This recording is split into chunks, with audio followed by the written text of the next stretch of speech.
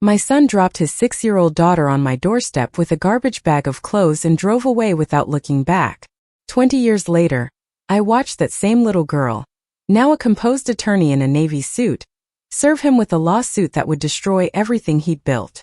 The courtroom gallery was packed, but his eyes found mine across the crowded benches, and for the first time in 2 decades, I saw fear replace the arrogance that had defined him since childhood. Before we jump back in, tell us where you're tuning in from. And if this story touches you, make sure you're subscribed, because tomorrow, I've saved something extra special for you. My name is Eleanor Hartwell, and I'm 73 years old. People say I look younger, that my silver hair and the lines around my eyes give me character rather than age. But on that September evening 20 years ago, when my son Daniel showed up unannounced with his daughter trembling beside him, I felt every one of my 53 years weighing on my shoulders like stones.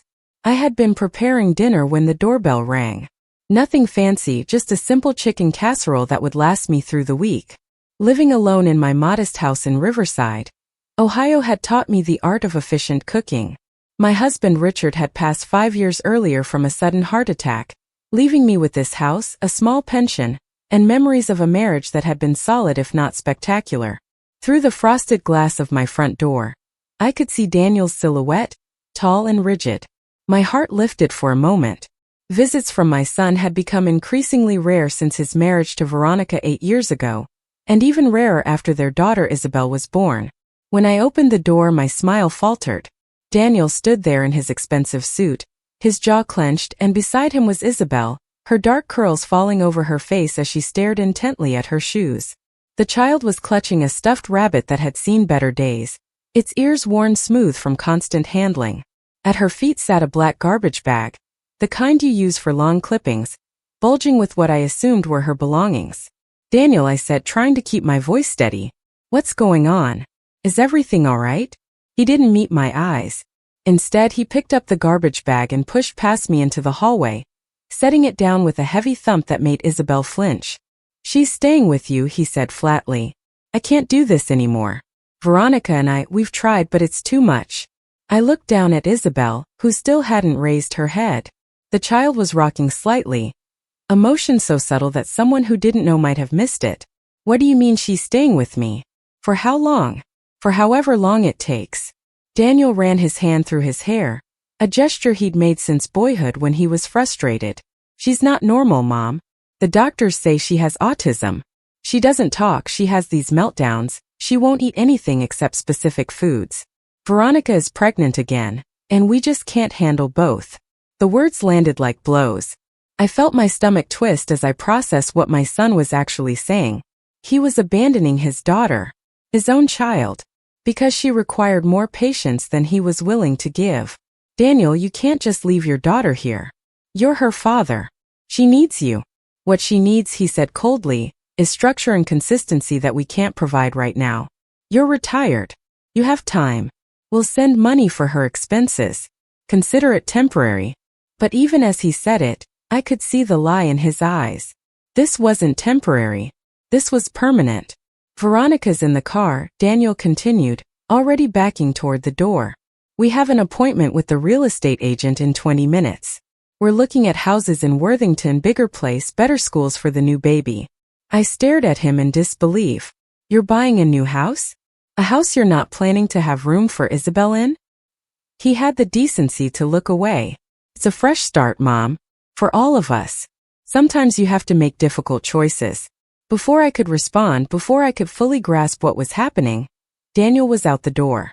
I heard his car start, watched through the window as he climbed into the passenger seat where Veronica sat scrolling through her phone, never once looking toward my house. They drove away, and just like that, my life changed completely. I stood in my hallway for a full minute, trying to process the enormity of what had just occurred. Then I heard a small sound, barely audible, and looked down. Isabel had finally raised her head, and I saw her face clearly for the first time in months. She had Richard's eyes, deep brown and expressive, though they didn't quite meet mine. Her skin was pale, suggesting she didn't spend much time outdoors, and there was a purple bruise on her left arm that made my chest tighten with concern. But what struck me most was the absolute silence of her fear. Most children would be crying, asking questions, showing some emotional response to being left with a relative they barely knew. Isabel simply stood there, rocking slightly, holding her rabbit like it was the only solid thing in a world that had just shifted beneath her feet. "Hello, sweetheart," I said softly, kneeling down to her level but keeping some distance. I remembered reading somewhere that autistic children often needed space, that sudden movements or too much closeness could be overwhelming. "My name is Eleanor, but you can call me whatever feels comfortable. Would you like to come inside and see where you'll be staying?" She didn't respond verbally, but after a long moment she took one small step forward, then another. I led her through my small house, narrating what each room was in a quiet, steady voice. "This is the living room. I like to read here in the evenings. That's the kitchen where I was making dinner. Do you like chicken?" No response, but I noticed her nose wrinkle slightly at the mention of chicken. I had a guest bedroom upstairs that had been Richard's home office before he died. It still had his desk and filing cabinets, but there was also a single bed with a plain blue comforter that I used when my sister visited. "This could be your room," I said, pushing open the door. "We can make it more comfortable, add whatever you need." Isabel walked into the room and immediately went to the window. She stood there, not looking out exactly, but tracing the patterns in the frost on the glass with one finger, over and over in the same motion. I left her there and went back downstairs to investigate the garbage bag Daniel had left. Inside, I found a jumble of clothes, none of them folded, most of them mismatched or stained. There were a few books about trains, a box of crayons with most of the colors broken, 3 pairs of socks, and at the very bottom a folder of medical records and school reports. I sat on my couch and opened the folder, my hands shaking as I read through the documentation of my granddaughter's short life. The autism diagnosis had come at age 3. The reports described delayed speech development, sensory sensitivities, difficulty with transitions, and a need for routine and predictability. There were notes from 3 different schools, each one documenting Isabel's struggles to adapt, her frequent meltdowns, the way other children avoided her. There were recommendations for speech therapy, occupational therapy, behavioral interventions, and attached to each recommendation was a note from Daniel or Veronica declining the services due to cost or scheduling conflicts. My son had known his daughter needed help, and he had chosen to do nothing. Worse than nothing, he had blamed her for being difficult and ultimately discarded her like an inconvenience. I thought about Daniel as a child, remembering a boy who had been bright and charming, but also deeply self-centered. Richard and I had hoped he would grow out of it, that maturity would teach him empathy and responsibility. Instead, we had watched him choose a woman who reinforced his worst qualities, and together they had created a life built entirely around their own comfort and status. I had failed as a mother. Not in the ways I had worried about when Daniel was young, not by being too strict or too lenient, but by not recognizing that my son lacked the fundamental capacity for selfless love that parenthood requires. That first night with Isabel tested every assumption I had about caring for children. I had raised Daniel, yes, but that had been 30 years ago, and he had been neurotypical, responsive, predictable. Isabel was none of those things. She refused to eat the chicken casserole, refused to even sit at the table while I ate. When I tried to help her unpack her clothes, she had a meltdown that lasted 45 minutes, screaming and hitting herself until I backed away completely and let her calm down on her own. She wouldn't let me help her brush her teeth or change into pajamas. She stood in the bathroom for an hour, just staring at the faucet, turning it on and off, mesmerized by the sound of running water. When I finally suggested she try to sleep, she climbed fully clothed onto the bed and curled into a ball, clutching her rabbit, her eyes wide open and staring at nothing. I sat in the hallway outside her room for most of that night, listening to her breathe, terrified that she would have another meltdown or hurt herself, or simply disappear into whatever private world she inhabited inside her mind. I was 73 years old now, looking back on that night from the perspective of 2 decades, and I could still feel the overwhelming panic I had experienced. I had no training, no understanding of autism beyond the most basic concepts, and no support system. Daniel had effectively dumped his daughter on me and vanished. The next morning I called him 17 times. Every call went to voicemail. I left messages that progressed from confused to angry to desperate, but he never called back. I drove to his old apartment, the one I had helped him move into when he and Veronica first married, But the landlord informed me they had moved out 2 weeks earlier without leaving a forwarding address. It was as if my son had planned this abandonment carefully, timing it so that I would have no way to contact him, no way to refuse or negotiate or demand that he take responsibility for his own child. I was trapped and he knew it. Because what was my alternative? Take Isabel to social services? Let her become another lost child in an overwhelmed system? I couldn't do that to her. Whatever Daniel's failures, whatever my own fears and inadequacies, Isabel was innocent in all of this. Those first few weeks were brutal in ways I hadn't anticipated. Isabel's sensory issues meant that most of my house was hostile territory to her. The refrigerator hummed too loudly. The overhead lights were too bright. The smell of my lavender soap made her gag. She would only eat 5 specific foods: chicken nuggets shaped like dinosaurs, white bread with the crusts cut off, apple slices, plain pasta with butter, and vanilla yogurt. Preparing and narrating this story took us a lot of time, so if you are enjoying it, subscribe to our channel, it means a lot to us. Now back to the story. And only if they were served on a blue plate at exactly 6 o'clock in the evening. She couldn't tolerate tags in her clothing, so I spent hours cutting out every label from every shirt and pair of pants. She needed the bathroom fan turned on whenever she used the toilet, needed her toothbrush to be electric not manual, needed her bathwater to be exactly 98 degrees, which I measured with a thermometer I bought specifically for that purpose. Every deviation from routine triggered a meltdown. Every unexpected sound or change in schedule sent her into a panic that manifested as screaming, self-injury, or complete withdrawal. I was exhausted within a week, overwhelmed within 2, and by the end of the first month, I understood exactly why Daniel had abandoned his daughter. Caring for Isabel was relentless, demanding, and emotionally draining in ways that typical parenting never approached. But understanding Daniel's motivation didn't mean I forgave it. If anything, my anger toward my son grew stronger as I recognized the depth of his selfishness and cowardice. I had 2 choices. I could survive this, maintaining the bare minimum and counting the days until Isabel was old enough to be someone else's problem. Or I could actually try to help her, to give her the life and support that her own parents had denied her. I chose the second path, not because I was particularly noble or self-sacrificing, but because I looked into those brown eyes that reminded me so much of Richard, and I saw a person trapped inside circumstances she had never asked for and couldn't control. I started by educating myself. The local library became my second home as I checked out every book about autism I could find. I learned about sensory processing disorders, about the importance of visual schedules and clear communication, about how autistic children often think in patterns and pictures rather than words. I discovered that what looked like defiance or stubbornness was often overwhelm, that what seemed like indifference was sometimes intense focus on something I couldn't perceive. I called the school district and arranged for an evaluation. It took 3 months to get an appointment, but eventually a team of specialists assessed Isabel and confirmed what the medical records had stated. She qualified for special education services, speech therapy, and occupational therapy. The school assigned her an aide who would work with her one-on-one, helping her navigate the social and academic challenges of first grade. I attended every meeting, took notes on every recommendation, and implemented every strategy they suggested. Slowly, incrementally, things began to improve. Isabel started using a picture communication system, pointing to images to indicate what she needed when words failed her.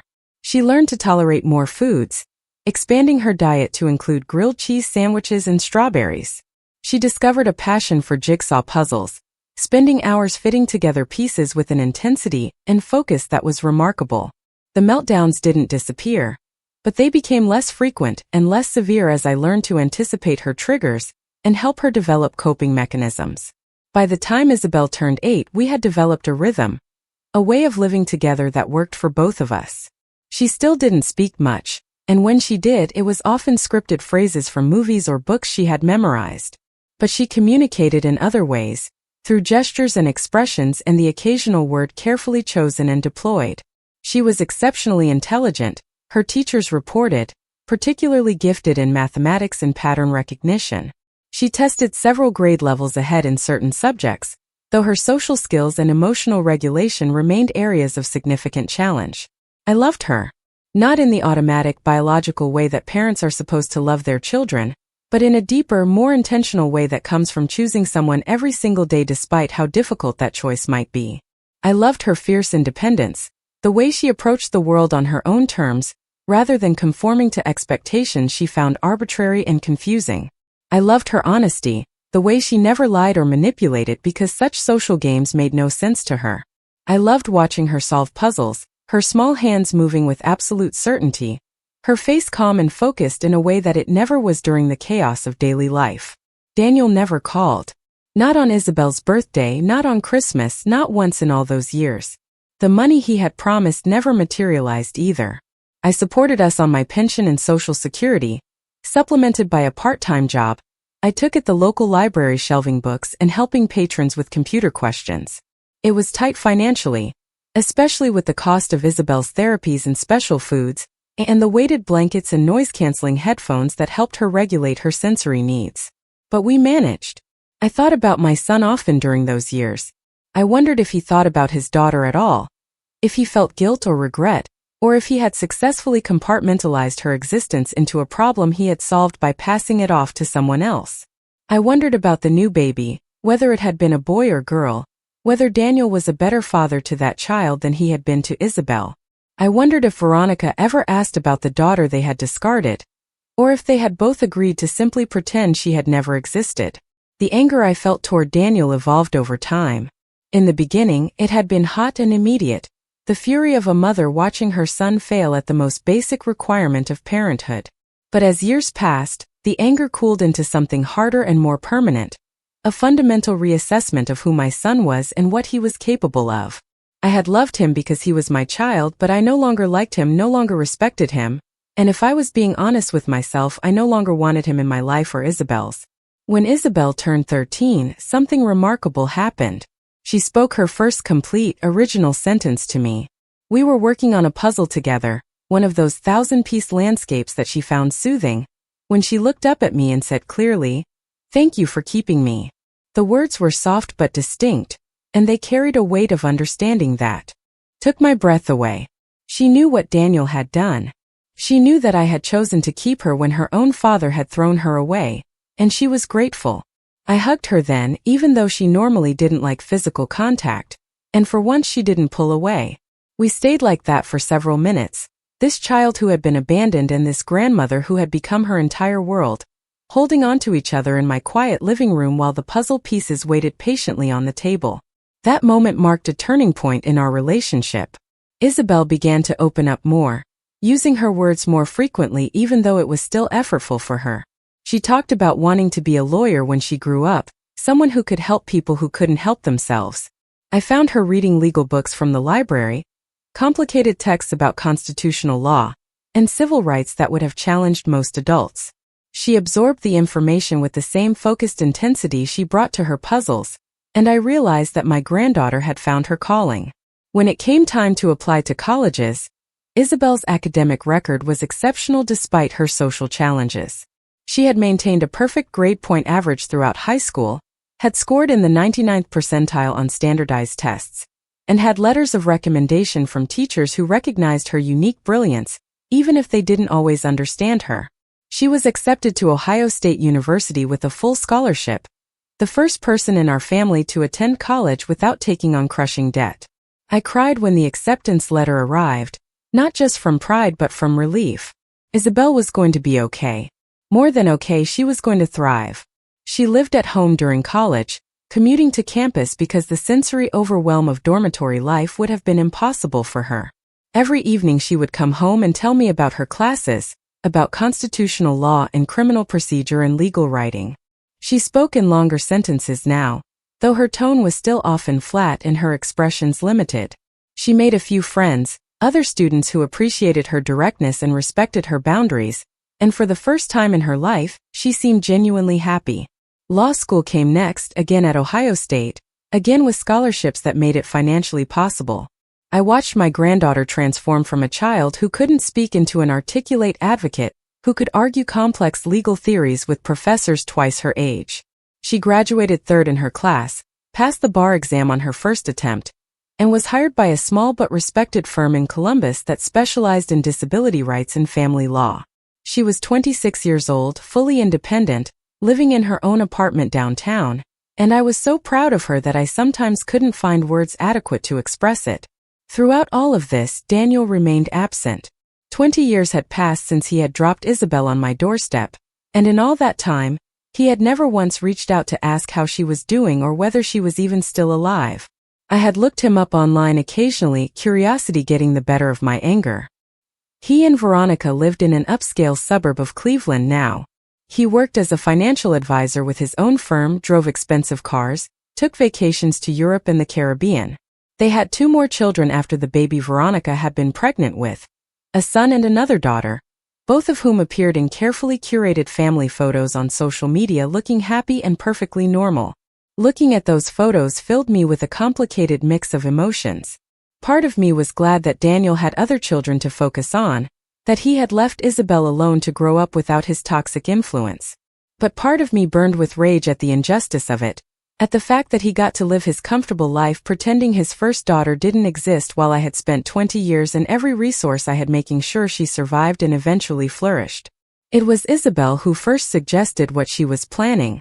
We were having dinner together at my house, something we still did every Sunday evening, when she mentioned casually that she had been researching Ohio's abandonment laws. "Did you know," she said, cutting her chicken into precise, equal pieces, "that parents who abandon their children can be held financially responsible for the costs of their care, even years after the fact?" I set down my fork and looked at her carefully. "I didn't know that. Why are you researching it?" She met my eyes, something she did more often now but which still required visible effort. "Because Daniel Hartwell owes you approximately $457,000 for my care over the past 20 years. I calculated it based on average costs for food, housing, medical expenses, therapy and education plus interest. And I intend to make sure he pays every cent." The silence that followed Isabel's statement stretched between us like a living thing. I watched my granddaughter continue cutting her chicken with methodical precision, her face showing no emotion beyond mild concentration on the task at hand. She had just announced her intention to sue her own father, and she might as well have been discussing the weather for all the feeling she displayed. "Isabel," I said carefully, setting my napkin beside my plate, "are you serious about this?"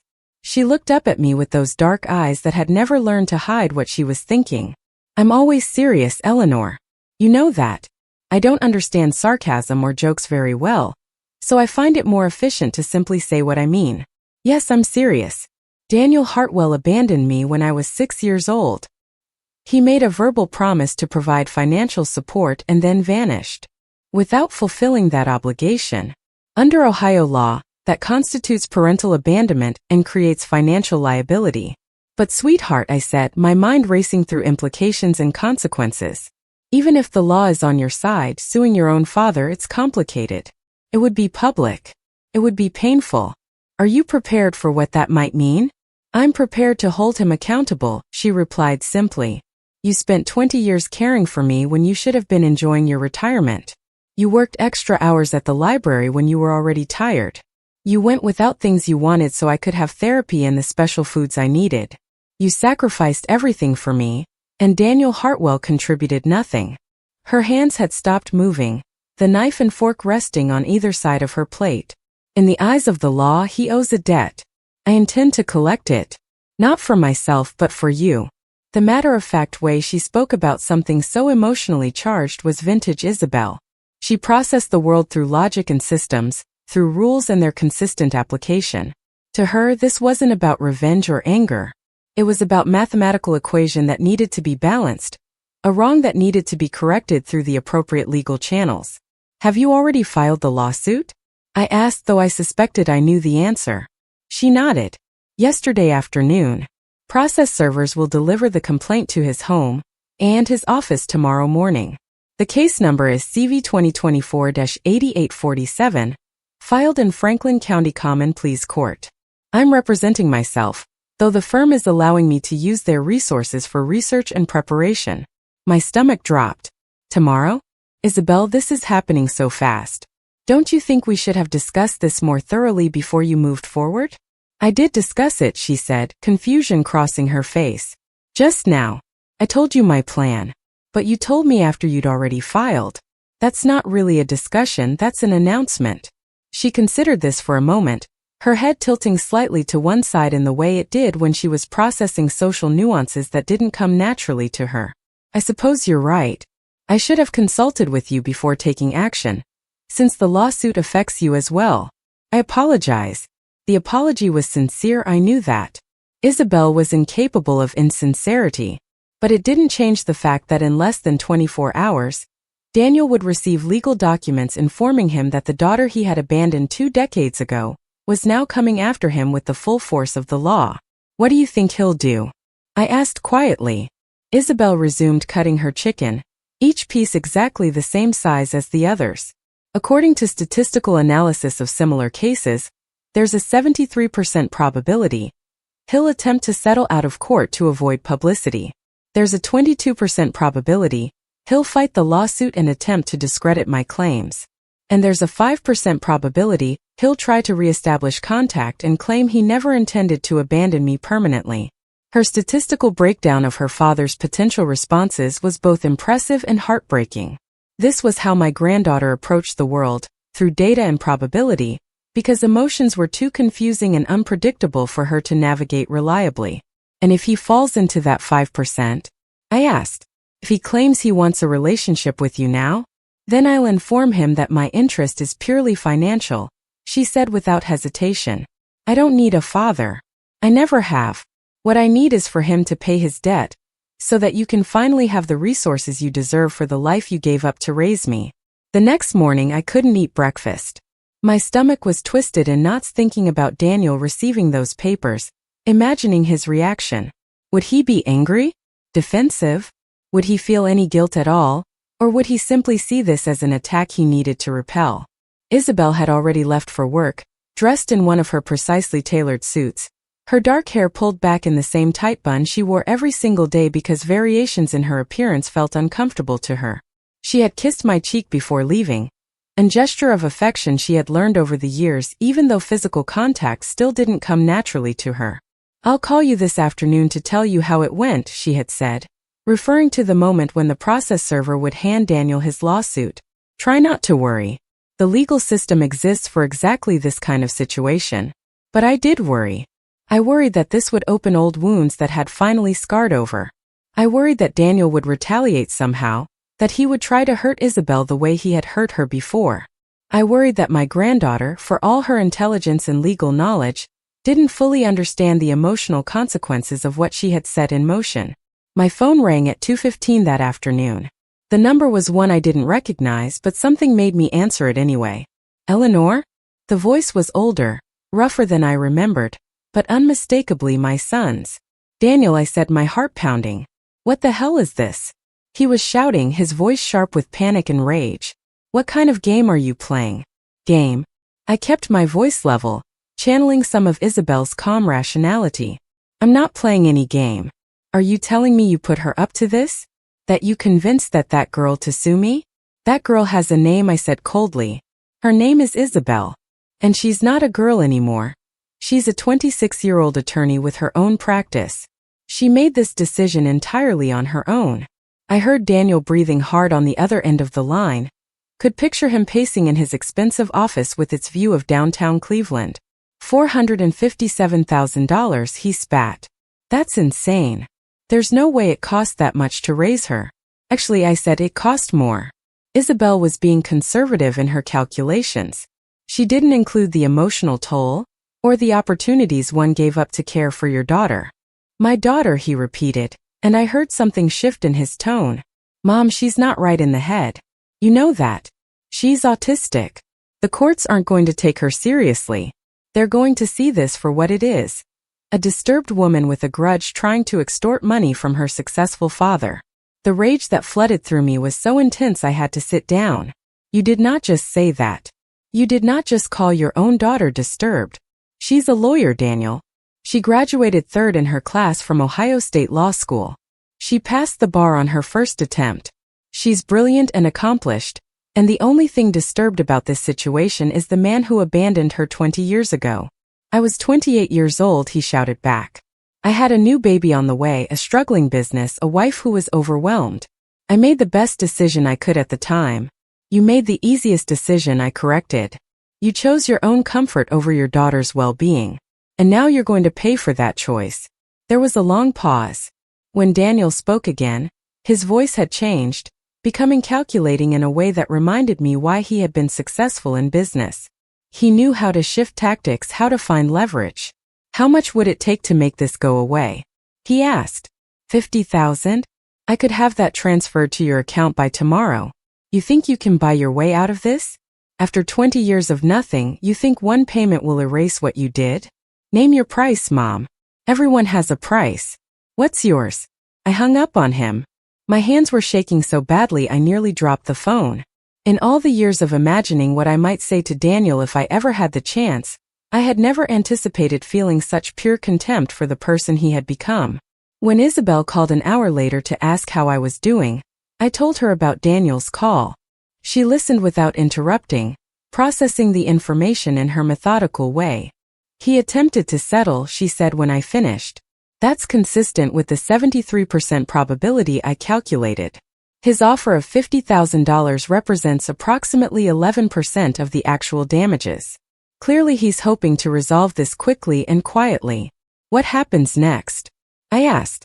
Now we proceed with discovery, she said, and I could hear the satisfaction in her usually flat voice. I've already submitted requests for his financial records, tax returns, and documentation of his income over the past 20 years. He'll be required to provide all of it under oath. If he refuses or provides false information, that's perjury, which would strengthen our case considerably. The next few weeks unfolded with the inexorable momentum of legal machinery. Isabel filed motion after motion, each one meticulously researched and precisely worded. She requested Daniel's complete financial history, documentation of the new house purchase he had mentioned the night he abandoned Isabel, records of all the vacations and luxury purchases that his social media had documented over the years. She also subpoenaed Veronica, Daniel's wife, requiring her to testify about her knowledge of and involvement in the decision to abandon Isabel. She tracked down the 3 schools that Isabel had attended before coming to live with me, obtaining records that showed Daniel and Veronica had been repeatedly informed of Isabel's need for services and had repeatedly declined them. Every piece of evidence built toward a single damning narrative. Daniel Hartwell had knowingly abandoned a disabled child, broken his promise to provide financial support, and then lived a life of luxury while his elderly mother struggled to provide for his daughter's needs. Daniel hired an attorney, a partner at one of Cleveland's most prestigious firms. Gerald Hutchinson was exactly what you would expect, silver-haired, expensive suit, voice that dripped with condescension whenever he addressed Isabel in court filings. His strategy became clear quickly. He was going to argue that I had voluntarily taken custody of Isabel, that Daniel had reasonably believed I wanted to raise her, and that therefore he owed nothing. He also began to attack Isabel's credibility, suggesting that her autism made her an unreliable narrator of events, that her calculations of damages were inflated and unsupported, that this entire lawsuit was motivated by mental illness rather than legitimate grievance. I watched my granddaughter read these filings, these attacks on her character and competence, and I waited for her to show anger or hurt. But Isabel simply made notes in the margins, highlighting the weakest points in Hutchinson's arguments, identifying the places where he had misrepresented facts or relied on outdated legal precedents. She's not intimidated by him, I realized. She's not even insulted. She's just working the puzzle, finding the solution. The preliminary hearing was scheduled for a Thursday morning in late October. I had never been inside a courtroom before, and I was shocked by how mundane it seemed. Gray walls, fluorescent lights, uncomfortable wooden benches for observers. Judge Patricia Mendez presided, a woman in her early 60s with sharp eyes and a no-nonsense demeanor. Daniel sat at the defense table with Gerald Hutchinson, wearing a navy suit that probably cost more than my monthly pension. He looked older than I remembered, his hair graying at the temples, lines around his eyes. But his expression was the same, that mixture of arrogance and irritation that had defined him since childhood. He didn't look at me when I entered the courtroom, kept his eyes fixed straight ahead like I didn't exist. Isabel sat alone at the plaintiff's table, her files organized in color-coded folders, her laptop open to a document covered in highlighted text. She had explained to me that this hearing would address preliminary motions, specifically Daniel's motion to dismiss the case on grounds that too much time had passed and that Ohio's statute of limitations barred the lawsuit. "All rise," the bailiff called, and we stood as Judge Mendez entered. The hearing began with Hutchinson's arguments. He spoke in smooth, confident tones about legal precedents and procedural requirements. He argued that Ohio's statute of limitations for abandonment claims was 10 years, that Isabel had waited too long to bring her lawsuit, and that the court should dismiss the case without even considering the merits. "Your Honor," Hutchinson said, spreading his hands in a gesture of reasonableness, "my client acknowledges that his relationship with his daughter has been complicated. But the law is clear. You cannot bring a claim decades after the alleged harm occurred. The statute of limitations exists precisely to prevent this kind of stale litigation." Judge Mendez turned to Isabel. "Ms. Hartwell, how do you respond?" Isabel stood, her movements precise and controlled. "Your Honor, Ohio Revised Code Section 3103.03 establishes that parents have a legal duty to support their children until the age of 18. When Mr. Hartwell abandoned me at age 6, that duty didn't disappear. It was transferred to my grandmother, who had to assume all financial responsibility for my care." She paused, consulting her notes. "The statute of limitations doesn't begin to run until the injured party knows, or should have known of the harm. I didn't have the legal capacity to bring this claim as a minor, and it wasn't until I became an attorney myself that I fully understood the extent of the financial burden that had been placed on my grandmother." Hutchinson started to interrupt, but Judge Mendez held up her hand. "Let her finish, Mr. Hutchinson." Isabel continued, her voice never wavering. "Additionally, the defendant's argument ignores the discovery rule. Under Ohio law, when a defendant has concealed their wrongdoing, the statute of limitations is told until the plaintiff discovers the fraud. Mr. Hartwell disappeared completely after abandoning me. He left no forwarding address, accepted no communication, and actively avoided any contact that might have led to him being held accountable. That concealment tolls the statute." Judge Mendez was leaning forward now, clearly interested. "Mr. Hutchinson, did your client maintain any contact with his daughter after leaving her with Mrs. Hartwell?" Hutchinson shifted uncomfortably. "Your Honor, my client believed that Mrs. Hartwell wished to raise the child. He thought he was doing what was best for everyone involved." "That's not what I asked," Judge Mendez said sharply. "Did he or did he not maintain contact? Phone calls, letters, birthday cards, child support payments, anything?" Hutchinson glanced at Daniel, who shook his head slightly. "No, Your Honor. There was no contact." "And did he provide any financial support during the 20 years that his mother was raising his daughter?" "Again, no." "But Your Honor, the circumstances," Judge Mendez cut him off. "I've heard enough. Motion to dismiss is denied. This case has sufficient merit to proceed to discovery and eventual trial. Mr. Hartwell, you will comply with all discovery requests from the plaintiff, and you will do so in a timely and complete manner. Any attempts to conceal assets or provide false information will result in sanctions. Do you understand?" Daniel stood reluctantly. "Yes, Your Honor." The hearing ended, and I watched Daniel and his attorney huddle together in urgent conversation before leaving through a side door without once looking in our direction. Isabel packed up her files methodically, showing no sign of the victory she had just won. "That went well," she said to me as we left the courtroom. "The judge's ruling establishes that we can proceed. Now comes the difficult part, actually proving the extent of the damages and demonstrating that Daniel's abandonment directly caused financial harm to you. How are you feeling?" I asked her as we walked to the parking garage. "About what?" "About confronting your father. About standing in the same room with the man who abandoned you." She considered this as we reached my car, her face showing the intense concentration she always displayed when trying to understand emotional nuances. "I feel satisfied," she said finally. "The legal system is working as it should. A wrong is being addressed through appropriate channels. That's all I wanted. But don't you feel anything else?" I pressed gently. "Anger? Hurt?" She unlocked her car, a sensible sedan she had bought used with money from her first lawyer paycheck. "I used to feel those things," she said quietly.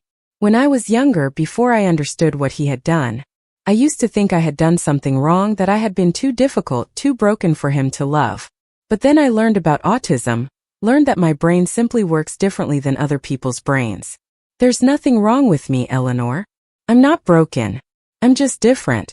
And if Daniel Hartwell couldn't accept that, if he chose to abandon his daughter rather than learn how to parent her, then that's his failure, not mine. She got into her car, then looked up at me through the open door. I don't need him to apologize or explain or ask for forgiveness. I just need him to pay the debt he owes. That's justice, and justice is enough. As I drove home, I thought about what Isabel had said. For her, this lawsuit really was just about justice, about correcting an imbalance and enforcing accountability. She wasn't seeking emotional closure or trying to hurt Daniel the way he had hurt her. She was simply applying the law to a situation that violated it. But for me, it was more complicated. Watching Daniel in that courtroom, seeing him sit there in his expensive suit with his expensive lawyer, acting like the victim in a situation he had created, I felt the full weight of 20 years of anger and resentment. He had stolen my retirement, stolen the peaceful final decades I had imagined with Richard before his death. He had taken the life I was supposed to live and replaced it with endless worry and exhaustion and financial stress. And he had done it without a second thought, without a moment of guilt, because my suffering didn't matter to him. My phone rang that evening. Another unknown number. But this time when I answered, it was Veronica's voice on the other end. "Eleanor," she said, her voice tight and strained. "We need to talk. I don't think we have anything to discuss, Veronica." "Please," she said, and I heard something in her voice that might have been desperation. "I need you to understand what really happened. Daniel has painted this picture of abandonment, but it wasn't like that. We were overwhelmed. We tried." I laughed bitterly. "You tried? You tried so hard that you moved to a bigger house and had 2 more children and went on vacations to Europe while your first daughter learned to speak with a woman who had no training and no support? Those other children are normal," Veronica snapped, then seemed to realize what she had said. "I mean, they don't require special care. They're easier." "Isabel wasn't easy," I said coldly. "She was a child who needed her parents. And you threw her away because she required more effort than you wanted to give." "That's not fair," Veronica protested. "You don't know what it was like. The constant meltdowns, the therapy appointments, the stares from other parents. I had postpartum depression. I was barely holding myself together. So you sacrificed your daughter to make your life easier. And now you want me to feel sorry for you?" There was a long silence. "We'll fight this lawsuit," Veronica said finally, her voice hardening. "Gerald says we have a good chance of winning. Daniel's within his rights to make choices about custody arrangements. Tell your lawyer to read the case law on parental abandonment," I suggested. "And tell Daniel that if he thinks I'm going to let him walk away from this the way he walked away from Isabel, he's badly mistaken. This time there are consequences." I hung up before she could respond. The discovery process over the following months was brutal and invasive. Isabel subpoenaed every financial document Daniel and Veronica had, and what emerged was a portrait of breathtaking hypocrisy. In the year after abandoning Isabel, Daniel and Veronica had purchased a house worth $680,000. They had taken a vacation to Italy costing $12,000. They had bought a boat, joined a country club, and enrolled their younger children in private schools that cost $30,000 per year per child. Meanwhile, I had been cutting coupons, working extra hours at the library, and buying Isabel's clothes from thrift stores. Meanwhile, Isabel had been attending underfunded public schools, getting her therapy services only because they were mandated by law, eating the same 5 foods because I couldn't afford a nutritionist who might have helped expand her diet. The contrast was damning, and Isabel documented every bit of it in her filings. She created charts comparing Daniel's spending on luxury items to the money I had spent on Isabel's basic needs. She calculated that in the 20 years since the abandonment, Daniel's household income had totaled approximately $4.2 million, while my income had been roughly $420,000. She demonstrated that Daniel could easily have provided child support, could have contributed to Isabel's therapy and education, but had chosen not to because he believed he could abandon his responsibilities without consequences. I was deposed in January, required to sit in a conference room with Hutchinson firing questions at me for 6 hours while a court reporter transcribed every word. He tried to make it sound like I had wanted to take custody of Isabel, like Daniel had given me a gift rather than dumping his responsibility on me. "Is it true, Mrs. Hartwell, That you told your son you would love to spend more time with your granddaughter? Hutchinson asked, his voice dripping with false sympathy. I said I wanted to see her more often, I replied carefully. That's not the same as volunteering to raise her full-time with no support. But you never refused to take her in, did you? You could have said no when Daniel brought her to your house. I stared at him in disbelief. What was I supposed to do? Let my 6-year-old granddaughter become a ward of the state? Turn her away and let her think she had no family who wanted her? You had choices, Hutchinson said. You made the choice to take responsibility for Isabel. That doesn't create an obligation on my client's part. Daniel made a choice too, I said, my voice shaking with suppressed rage. He chose to abandon his disabled daughter with an elderly woman on a fixed income. He chose to disappear completely. He chose to start a new family and pretend his first daughter never existed. Those were his choices, Mr. Hutchinson, and now he's going to answer for them. Daniel's deposition was scheduled for February, and Isabel had told me I was welcome to attend as an observer. I sat in the back of the conference room and watched my son squirm under my granddaughter's questioning. She was methodical, relentless, asking him to explain every decision, every purchase, every choice he had made over 20 years.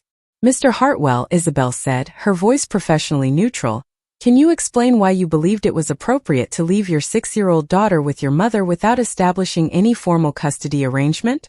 I thought Mom wanted to help, Daniel said, not meeting her eyes. She had always been good with kids. It seemed like a good temporary solution. Temporary, Isabel repeated. How long did you intend this temporary arrangement to last? I don't know. A few months, maybe a year. Until we got settled. And did you communicate that timeline to Mrs. Eleanor Hartwell? Not explicitly, no. Did you call to check on me during this temporary period? Daniel shifted in his seat. Things were complicated. Veronica was having a difficult pregnancy. I was starting my business. I meant to call, but time got away from me. Time got away from you, Isabel said, making a note. For 20 years. Can you tell me the date of your last contact with your mother regarding my welfare? There was a long pause. I don't remember exactly. Was it within the first year after you abandoned me? Daniel's lawyer objected to the word abandoned, but Isabel ignored him. I'm not sure, Daniel admitted. And have you ever at any time in the past 2 decades sent money to support my care?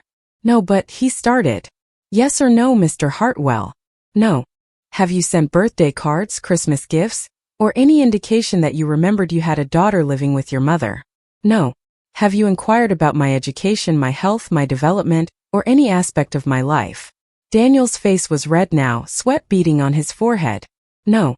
The deposition continued for 8 hours, and by the end, Daniel looked like he had been physically beaten. Isabel had methodically demolished every excuse, every justification, every attempt to paint himself as anything other than what he was, a man who had discarded his disabled daughter and never looked back. The trial was scheduled for early April. As the date approached, I found myself both anticipating and dreading it. Part of me wanted to see Daniel held publicly accountable, wanted the world to know what he had done.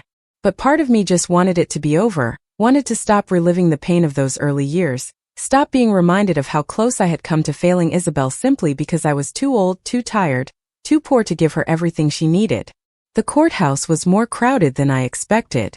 Apparently, the case had attracted media attention. The story of an autistic attorney suing the father who abandoned her was too compelling for local news to ignore. Cameras lined the steps as Isabel and I arrived, reporters shouting questions that we ignored as we made our way inside. Daniel was already seated at the defense table when we entered the courtroom. He looked diminished somehow, smaller than I remembered. Veronica sat behind him in the first row of the gallery, her face carefully blank. Their 2 other children, now teenagers, sat beside her, looking confused and uncomfortable. Judge Mendez called the courtroom to order, and Isabel stood to present her opening statement. She moved to the center of the room, her posture straight, her voice clear and unwavering. This case is about accountability, she began. For 20 years, Daniel Hartwell lived a life of comfort and prosperity, while his elderly mother struggled to provide for the daughter he abandoned.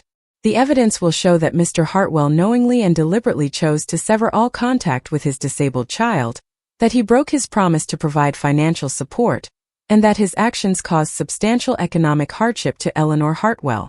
She outlined her case with precision, explaining each category of damages, from housing costs to medical expenses to the opportunity costs of my lost retirement.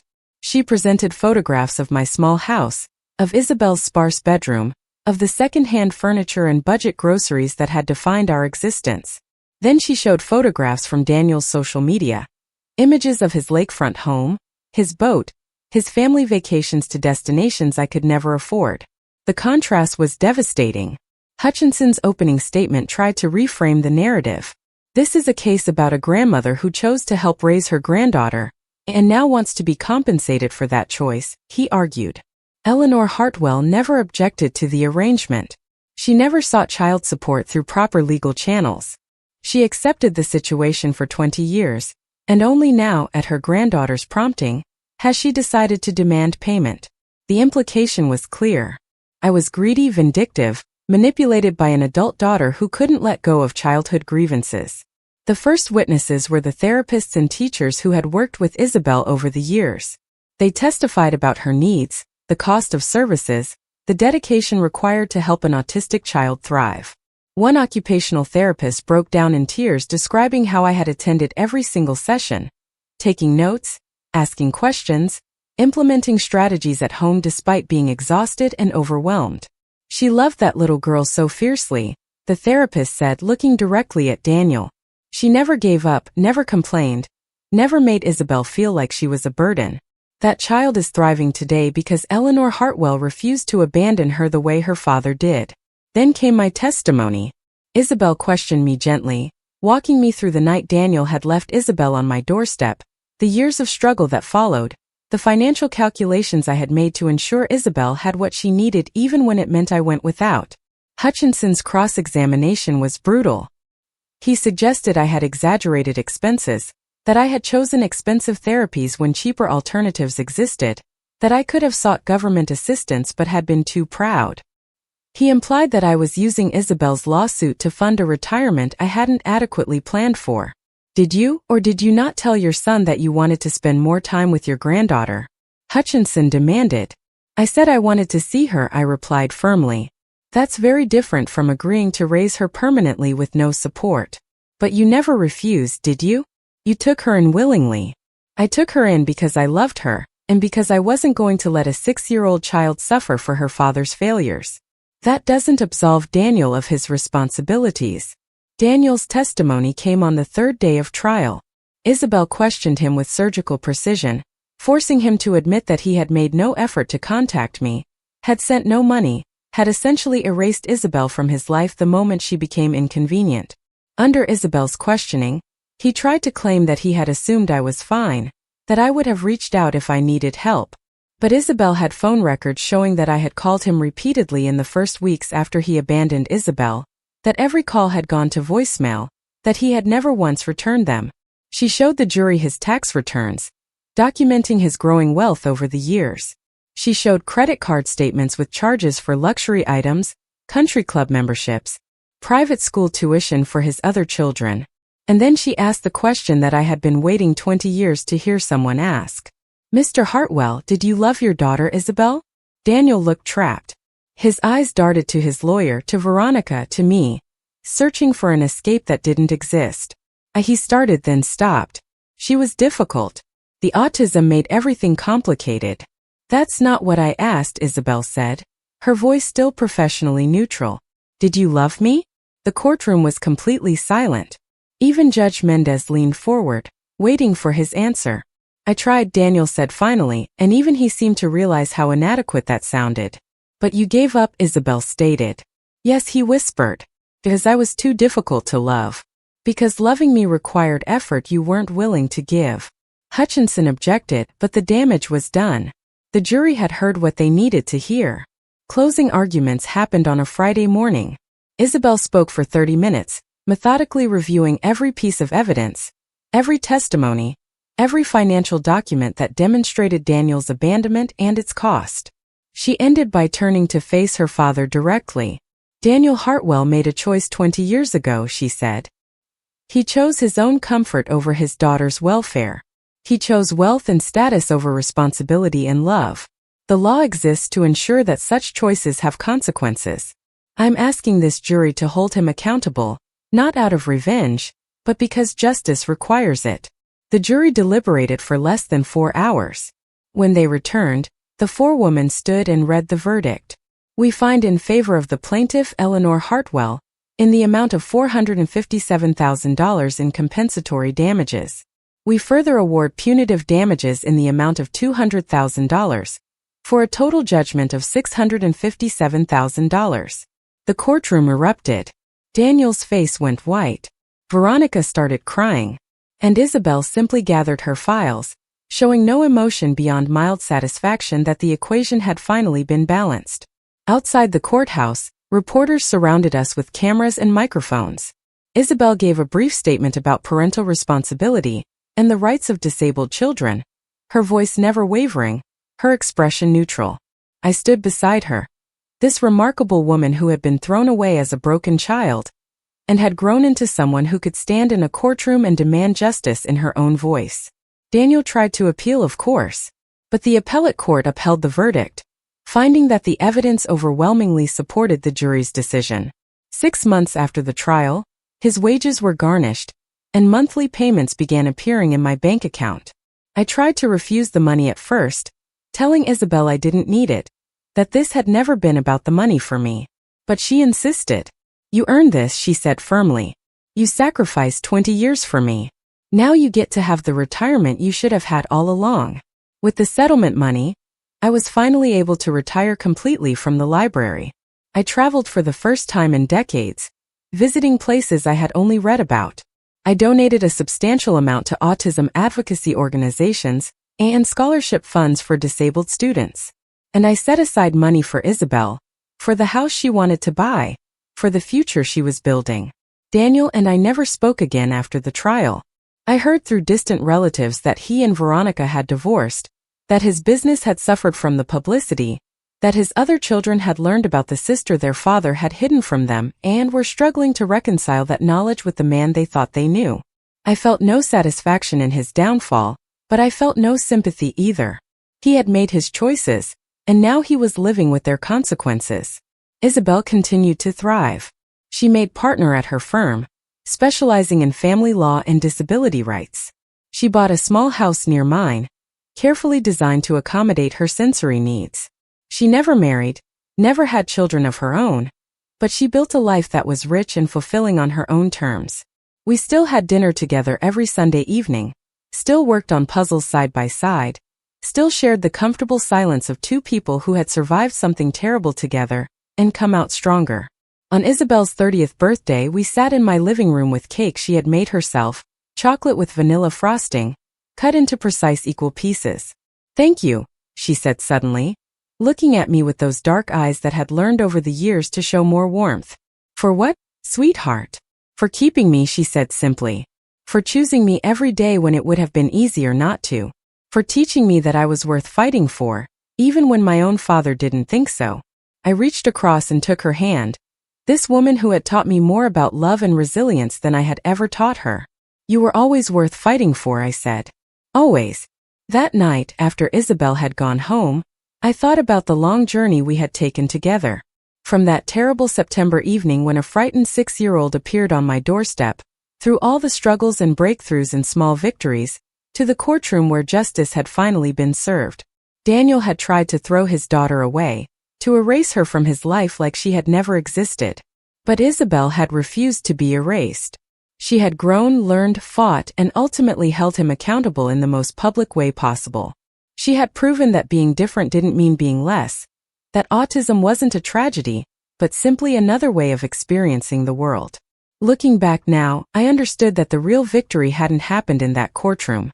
It had happened in thousands of small moments over 20 years.